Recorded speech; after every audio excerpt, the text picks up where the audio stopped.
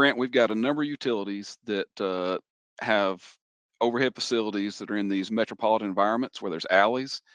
And the question is, if we'd like to attach to a building in an alley to reach several different service points, does the NESC allow that? Like, or do we have to stay on our pole line, or can we hit the building and work our way down the building? Sure. So when we in our big classes, our full day classes, we spend a little time talking about the 10 clearance rules. There's section 23 is clearances, 230 through 239. They each cover different things. Um, so if you kind of have looked at what those cover, what those titles are, 234 talks about clearances to buildings, bridges, signs, other installations. Anything that's not poles, supporting structures, wires is probably going to be in 234. So I get this question sometimes because most of the rules in 234 are talking about clearances to buildings or other objects that they're not attached to. But Rule 234C3 and 4 do have some requirements if you're attached. So uh, I have this photo I had taken a while back. It's just down the road from me. So I live in a little bit more rural area than the alleys. But you can see that bottom there, the inset photo. They've got a service. There's a service on the barn, and there's one going to the house in the background there.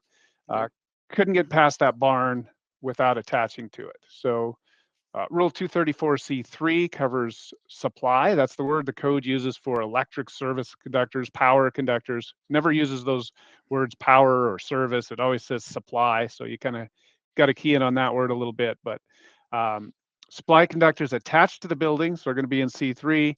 There's some rules about voltages and insulation, vertical and horizontal clearances. So one example of that is if you're attached to maybe that building in the alley we looked at, and there's a window, has to maintain a clearance of not less than 3 feet in any direction from a window. And then there's some other requirements in there for that. The communications conductors are in Rule 234C4, which is just after that. A lot fewer requirements there. It doesn't have all those insulations and types of cables. It just has 3 vertical clearances there. And there's an example there. In this case, it is serving the building, but these are the same requirements for if it continues on to the next building. 9 feet over readily accessible portions, 3 feet over non-readily accessible. So that may be maybe a roof or a porch that doesn't have stairs, doesn't have a permanent fixed ladder to get up to it. So those are the requirements for attached to buildings. Again, it's mostly just service conductors that are allowed to do that. And then the rest of Rule 234 is talking about clearances to things that it's not attached to.